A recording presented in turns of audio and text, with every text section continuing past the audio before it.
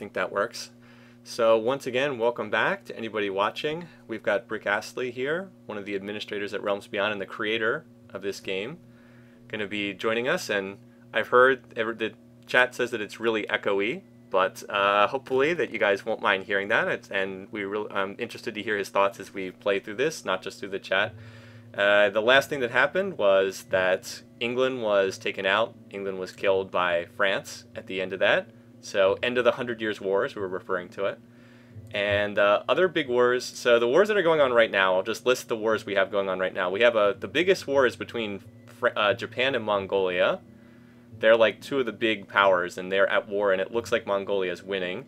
We also have a 2v1 war between Russia and the Ottomans against Germany. Nothing has been happening in that war. It's been a total snooze fest.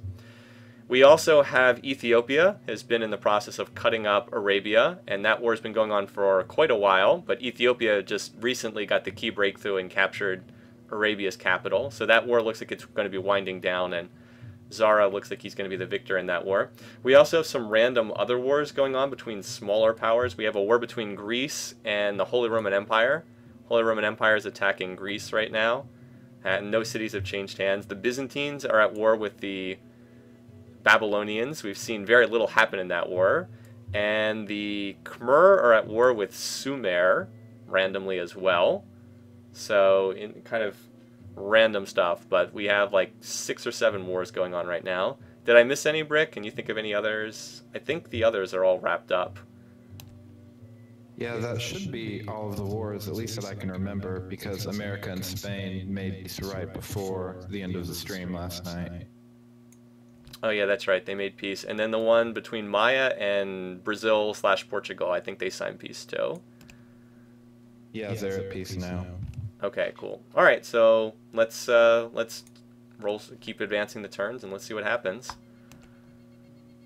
Oh yeah, as the chat says, Mongolia is also being attacked by Persia right now. Oh yeah, you guys are right. Persia's fairly weak though. Cyrus is down here at the bottom of the score list. Good catch. Alright, so there's a great general just spawned for Holy Rome. They've got a force. There's a Holy Roman force incoming on Athens. Okay, so it looks like Athens might get captured here. The defenses are down.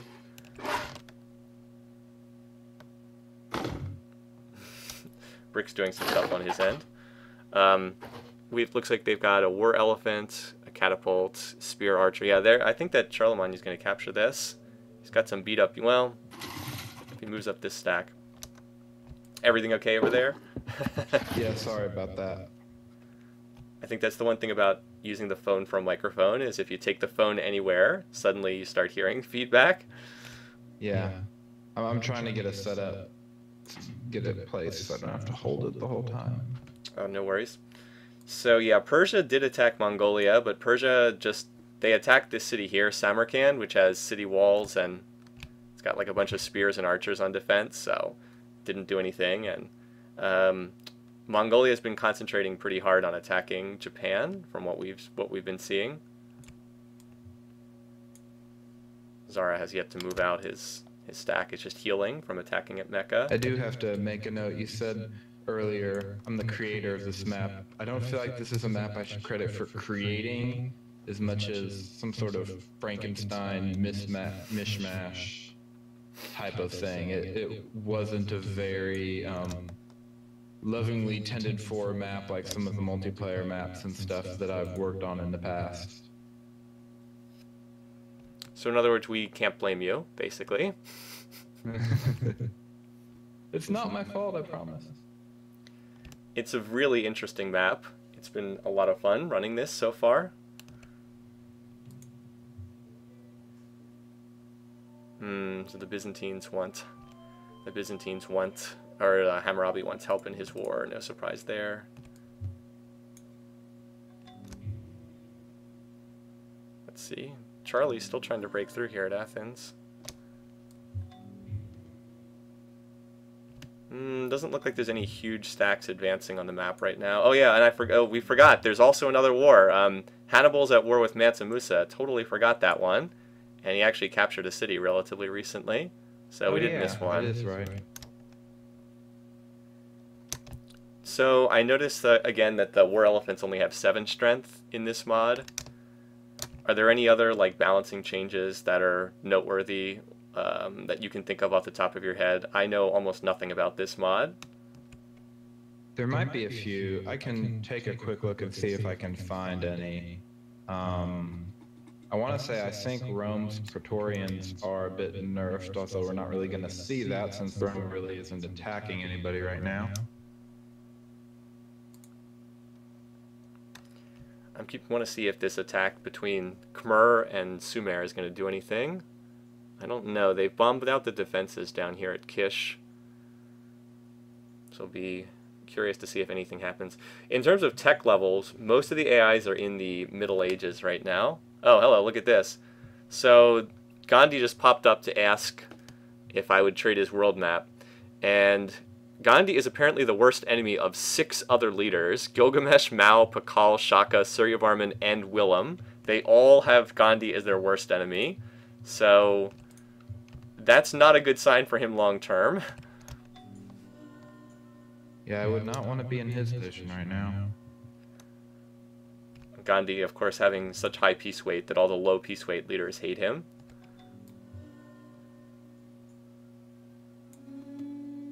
Well, that's the end of the Hannibal versus Mansa Musa one. They signed peace, and in a gracious act of generosity, Hannibal has liberated Sullla back to Mansa Musa. So the only city that changed hands is sent right back in the peace treaty. I hate when the AI does that. Always really silly when they do that.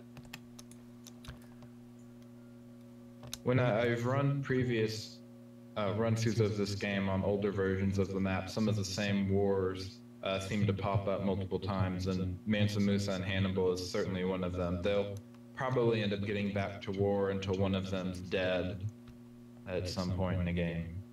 That feels like a peace weight issue there. Mansa being high peace weight and Hannibal being low peace weight. Russia's in this. I don't believe that Kathy's in this game, to answer the question from the chat. I think Stalin's the leader for Russia in this setup, as the chat's saying right now. One other thing of note is that the Holy Roman Empire's attack on Greece looks like a failure. They killed a lot of Greek units, but they weren't able to capture Athens. Yeah, it doesn't look like that attack succeeded. Got all these damaged trebuchets. So yeah, no Kathy for this one, I'm afraid. Alaska still remains uncolonized. It feels like a lot of the warring leaders are like gathering their stacks right now, as we kind of had some big battles at the end of the last streaming session. One change that will probably have an impact on this game is that there is a degree of tech cost scaling, more so than in the base game, so that the later we get them, more expensive techs are going to be compared to normal. And I think the no tech bonus is modified in relation to this to kind of slow down runaway civs a little bit. So maybe people won't, if somebody takes over 2 civs right now, they won't automatically have won the game by this point.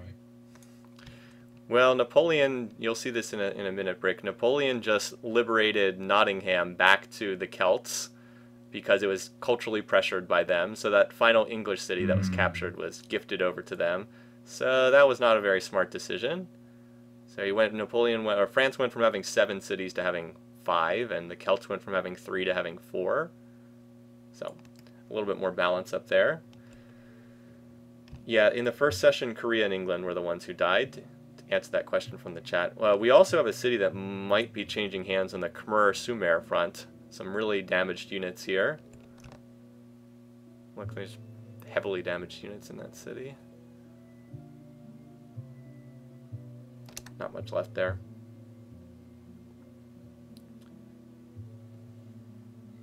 And I'm looking to see if there's any other... and I just spotted that there's a new Mongolian attack on Japan. Actually, Kyoto, the capital, is being pressured pretty hard right now. 2 swords and 2 archers left. I think Toku got himself a little bit more than he could handle, clearing right on Mongolia after taking out Korea. It's not going well for him, not at all. And there's even a catapult in this stack that's incoming. A cat, 3 swords, and like 6 Kashyyyks. And there's not much defending in Kyoto, so keep an eye on that. Does it still say I'm playing Rogue Legacy?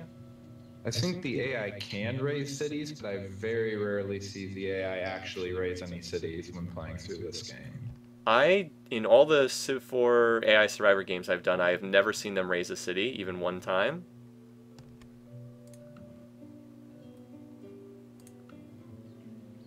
Even when it would have made a lot more sense to do so.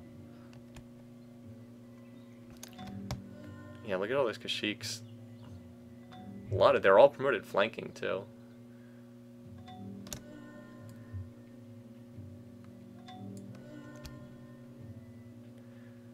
Alright, so this attack... Go ahead, Brick. Okay. One change that is probably having an impact on the game, but we won't see very much from our vantage point, is there has been some rebalancing to the traits, namely some nerfing done to financial, which doesn't give its bonus on riverside tiles, and expansive, which loses its bonus for granary production, and some buffing done to especially protective and aggressive. Protective actually gets the extra granary production, and aggressive gets some city maintenance. So the traits that people have are supposedly at least not going to be as swingy as they would be in normal BTS. Yeah, I remember there were trait changes, I just didn't know what they were. Okay, so that makes sense. There's a couple stacks moving now. There's a Justinian siege taking place against Babylon. Like, there's a stack that actually has trebuchets in it. 3 trebuchets. And some, like, horse archer crap. The attack between Khmer and Sumer looks like it's petering out. Heavy losses on both sides. I don't think a city's going to change hands. And in the Ethiopian-Arabian War, Zara's on the move again. He's got a stack with a couple catapults in it, 3 cats and a bunch of swords. And he's heading towards one of the other cities, so it doesn't look like Saladin's going to be around much longer. I think that's it for wars. Is Persia doing anything? Doesn't look like it. And then there's Mongolia continues to advance over here. Although Kyoto's being reinforced, so it probably won't see any. Well, there's a catapult with this stack, so maybe it'll start the process of bombarding the city for 20 turns. Yep, Korea died first.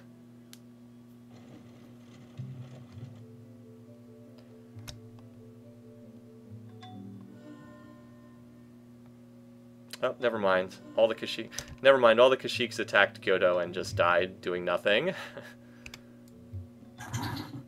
Good job, Mongolia.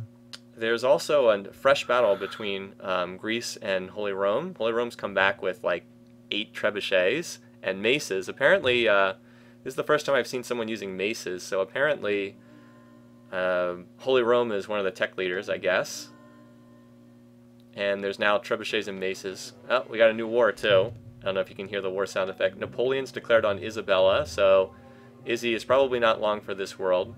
And somebody founded Taoism. Wow, we got another Mayan religion. Maya has founded Islam as well. Or no, not Islam, Taoism. Probably a great scientist pop. So Maya has 3 of the... yeah, Maya has 3 of the world's 4 religions. No, not the same city, a different one. Not a triple holy city. No Hydra. Alright, so let's update that. 16 wars. They need to get some great profits. I'm going to take a look here and see what Napoleon's bringing against Isabella. So he's got about 6 swords, 4 trebs. No, more than that. Horse archers, crossbows. It doesn't look good. It doesn't look good. Isabella's going to die, basically. Just a matter of time. Lincoln's going to wish that he pushed a little bit longer before making this. Yeah, so I guess Spain will end up being partitioned, half to America, half to France, unless something else happens. So Mongolia is One thing that I attacking think will be really interesting is there's that one Spanish city isolated far to the south. If France somehow marches a stack down there and takes that, then France will have a whole lot, will have a lot more neighbors, and that'll lead to a lot more wars, my experience, than just staying where they are at right now. As if they don't have enough enemies to deal with right now. What's 5 or 6 people calling you their worst enemy? So I think Athens is actually going to be captured either on this turn or on the next turn. There's a lot of Holy Roman units surrounding this city, and all the defenses have been bombed out. And I remember when you looked in there last night that Athens is very much a workhorse for getting stuff done, so that's going to be a huge acquisition for the HRE. Definitely. Everything in Europe is so buffed up with the 10,000 resources. Yeah, look at this city. Jeez. If I can hit the right key. Yeah, look at all these resources. So Athens has gold and silver, and gold, silver, wheat, iron, copper, and about 6 other food bonuses. So it's a pretty nice city.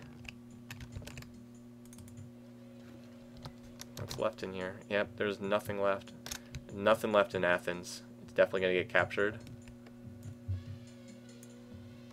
And the march is on over here in Spain.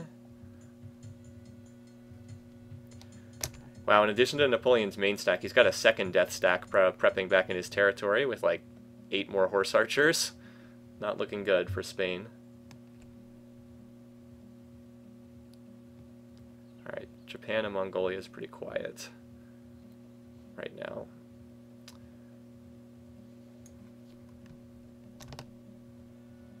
That Khmer War is going nowhere. If anything, Sumer seems to have the upper hand now. Czar is running his forces in circles, but he's got a huge stack behind the rest of the group. Yeah, the Vikings are not doing anything. They're not even attacking the Barb cities, so they've been very quiet. Alright. And the two-front war between Germany, Russia, and the Ottomans is doing nothing either. Persia has some weak forces that aren't doing anything. Alright, so we should see Athens get captured between turns, and that would take Greece down to just 2 cities, and they'll be pretty much done at that point.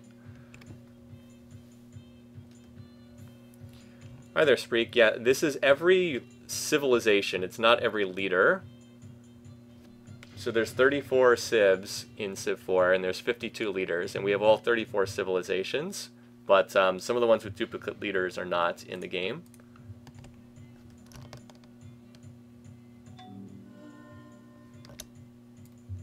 It is a very squished, mishmashed version of Earth, yes. Whoops, well, we missed that one. So Babylon was captured by Justinian. He was successful in his siege, yeah. And, well, Babylon did not have any wonders in it, but still pretty nice. Now, unfortunately for Justinian, it's completely surrounded by Babylonian culture, so it's completely useless. He has to take at least 1 more city, probably 2 more, to get any value out of it. But with all of Justinian's wonders, if he could ever get some more cities, he'd be in a pretty good position, or at least a decent position. Tons of hills up there, so he just needs the floodplains to go with it, so he has some food in production. He's still managed to get his cities to size 17, though, because he has 10,000 resources and like half the wonders in the game. I mean, his cities are... He's got 50 base production in Constantinople, and that's pretty absurd for the Middle Ages, not pre-factories, pre-everything. Is this plus 25? Oh, and he's also in police state, so he gets another plus 25% for military units. Yep, Alaska is the barbarian civ, as the chat's saying. So yeah, home of the barbarians. Anyway, Athens held out for 1 more turn, but I think it'll get taken this turn because there's 4 war elephants with no health, and Madrid is being sieged down too by Napoleon.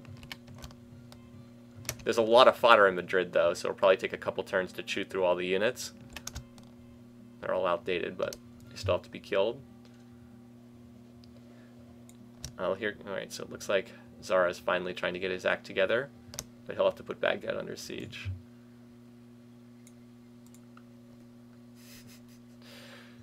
Alright, so Athens was captured, as expected. And that means Greece only has 2 cities left. And it didn't look like Greece had much running around to be able to launch a counterattack anytime soon. No, they have longbows because they clearly have feudalism, but they're just mostly sitting in the remaining cities. Athens did have the Great Lighthouse inside, so I'm not sure how useful that is for a European civ, but it can't hurt.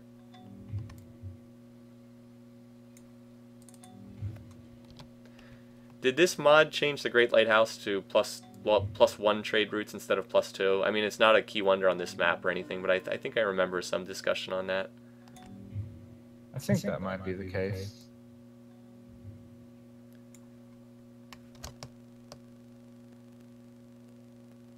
So Cyrus might actually do something in the Persia versus Mongolia war. He does have catapults, and he's got a Mongolian city under siege, so he might be able to take that if he waits for his catapults.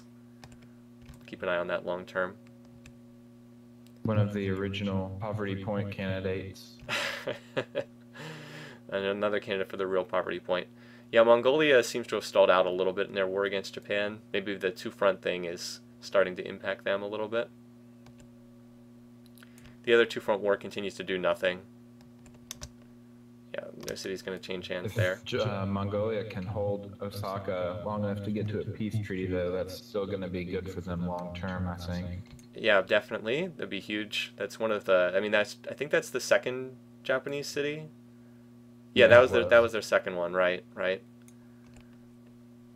Yeah, and Japan's got this absolutely bizarre shape to their territory, so long term doesn't bode very well for them if they can't punch back here.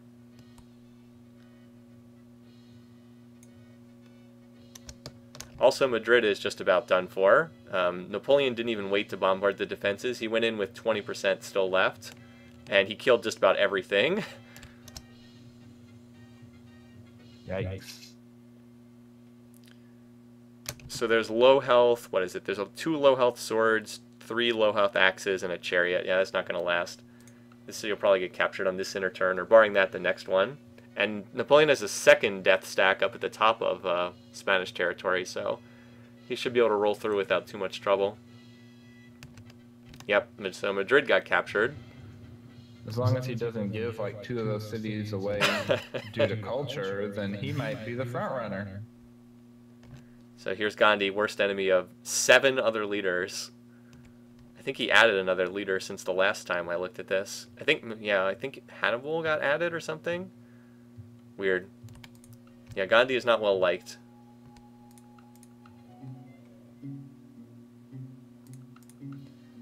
As I get requests to join like 500 wars. Yep, so there's a second French stack besieging Cordoba, the northern Spanish city. So that's not going to last much longer.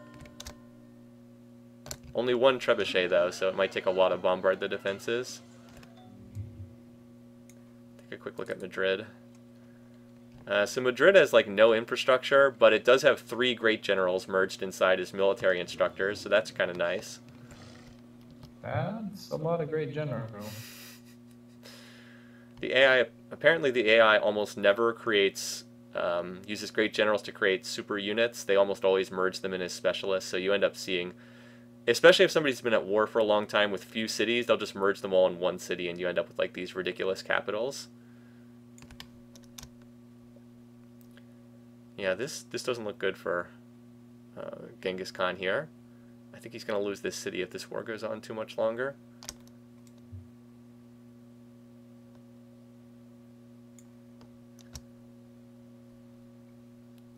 I think Zara's getting ready to take this city. So Zara looks like he's going to take a city shortly too. He's got the defenses getting bombed down, and there's very little defending one of these Arabian cities. Not much left.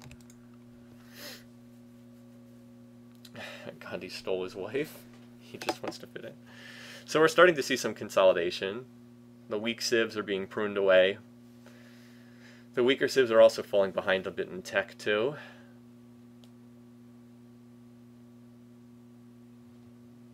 Yeah, Zara's got this city down to 16% cultural defenses. As we get more requests to join wars. Yeah, not much left in Baghdad.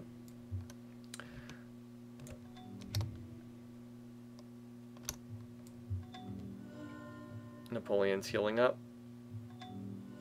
Might take him a while to get to thing I really like about this map is this is, I guess, the third time that I'm on with having it played through all the way out. And each time, in terms of who's good and who's bad, it has been completely different. Even with the land staying relatively unchanged, just there's so many civs that the biggest thing, even more than land, is just who declares on who when, or lands, religion, and wonder coin flips. And so it's a completely different story each time, which I think is really neat. That is really interesting. I think that shows that the random elements of these games are often more important than the map. We always have a lot of commentary about whether the maps are fair or balanced, and I've always been of the opinion that if you just replayed the same game on the same map, you're going to get different results most of the time. And that's, the map is important, but it's not the, geography is not destiny, basically. And it sounds like that's the case. I think a bit of it too is just the difference. It depends on if you're talking about single player or multiplayer, because I would fully agree with you for single player, but if you get into multiplayer, especially where you have some of these people who spend a while on each turn and would tend to do the same thing 2 different times, then I could see the map being a bigger factor. But in single player, where a lot of these AI decisions are made on rolls of the dice to some degrees, and the map really isn't that big of a deal in terms of balance. That makes sense. So we got a pop-up for most advanced civilizations. That's useful. We can see who the tech leaders are. So in order they are Pakal, that's Maya, Hatti, that's Egypt, Justinian, Byzantium, Hannibal, Carthage, France. Wow, Napoleon's is 5th in tech apparently, so he's doing well. Charlemagne, Gandhi, and Willem. And then everybody else is below them. So that's surprising that France is one of the tech leaders. That means that they're not only doing well in terms of capturing territory, but they're also researching at a fast pace too. Probably all those resources are boosting their performance. And by the way, the cities they're capturing also have a ton of resources, so it's just going to snowball. Now the sad thing for France is 2 of the cities that France captured have been gifted away. One gifted to the Celts, and then York, another English city, has either been gifted or culturally flipped over to Holy Rome. So France keeps capturing these cities and then losing them for cultural reasons. So not the best for them. In York is especially bad because the HRE is also making gains in Europe. So they're going to be, I think those 2 are going to either have to fight a war at some point, or one of them's just going to pull away from the other, and it's going to be messy. Yep, definitely. And it certainly looks like Charlemagne is cutting up Alexander in Greece pretty well right now. One other development that I'll point out is Mongolia has decided to send one of their stacks into the tundra to try to capture a Japanese city there. So we'll see how that goes. And meanwhile, Japan is trying to get Osaka back, which is not very well defended right now. Would not be a good trade for Mongolia if that happened. And they are probably going to lose a city to Persia as well. It would make the borders a little neater, and that's the most important thing about taking cities in Civ. The war between Khmer and Sumer has gone absolutely nowhere. They just keep throwing units at each other and nothing happens. So that's one of the more boring wars. Justinian's starting to get another stack together. It's very heavy on trebuchets. He needs some non-trebuchet units, but he's moving on another Babylonian city. And Zara is about to take another Arabian city down in the south. Yeah, he's got all the defenses taken down, so he should capture it either this turn or next turn.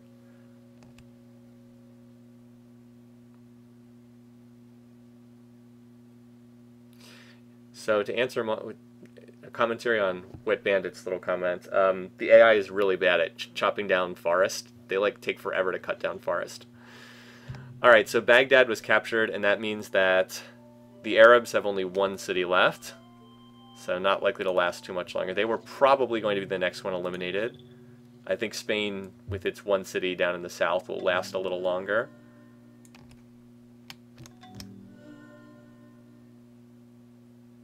That said, Cordoba is definitely doomed as soon as that attack comes.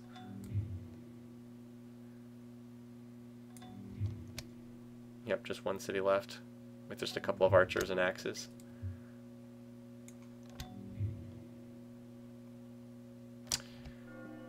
Well, for whatever reason, Tokugawa decided to stop sieging Osaka and move his catapults somewhere else, so that's not going to be captured.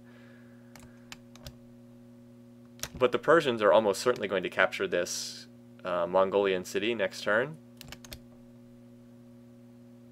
There's a fresh longbow in it, but I don't think that's going to be enough to hold off all the attackers. Here's that random Mongolian stack up in the north. Yeah, if Toku figures out what he's going to do here, then Mongolia's in serious trouble. I've seen dogpiles in this game on someone who was in the top 3 that just vanished all of a sudden because you're just surrounded on every side.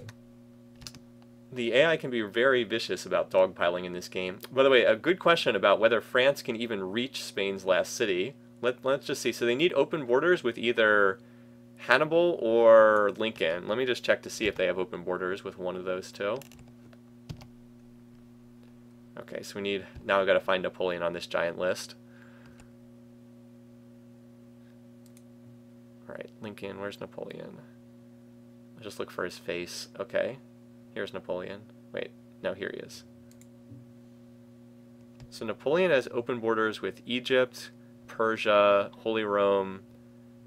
No, so actually Napoleon can't reach the final Spanish city because he does not have open borders with America, and I believe doesn't have open borders with Hannibal either.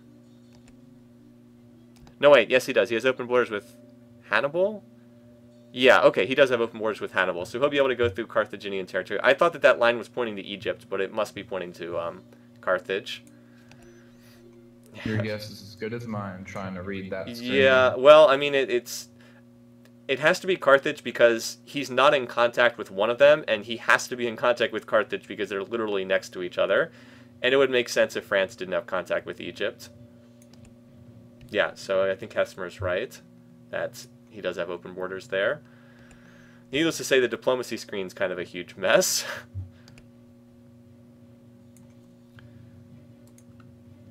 Let's see if Cordoba gets attacked this turn or if Napoleon waits another turn to attack this city.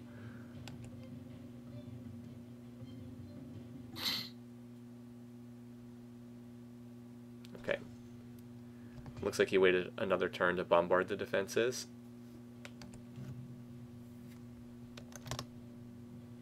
Yeah, he bombarded it. Okay, we did have a city get captured. The Mongolian city that was right on the border got captured, but it might be captured right back again because it basically cost Persia every single one of their units to capture it, and there are some Mongolian units right there. Maybe, I'm not sure. Still, that's a good pickup for Persia. A weak city, but still better than nothing. Even more important, depending on how much Persia tries to push this, is that it's got a good attack angle into the Mongolian capital, which could be a really big pickup. That would not be good. Losing your capital is never really a good thing in a civilization game.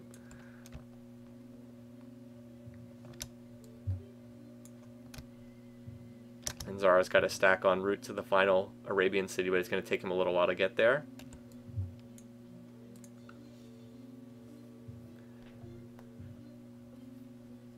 I do think that Arabia is going to be the next one eliminated. Oh, I should check back in on we should check back in on the Holy Rome versus Greece war. I haven't looked at that in a couple turns. Last I saw, there were Holy Roman units just swarming all over Greek territory. Well, we haven't seen any notifications, so not too much probably has happened yet. All right, we have a new war. Shaka is declared on Zara. So that's interesting. And it looks like Shaka was bought into this war by Saladin, because Shaka does not have a huge stack right on the borders. He's got 3 maces and a crossbow, not one of those huge death stacks pouring over the border. So that Which would be very bad for Shaka, depending on how quickly Ethiopia finishes off Arabia. Exactly.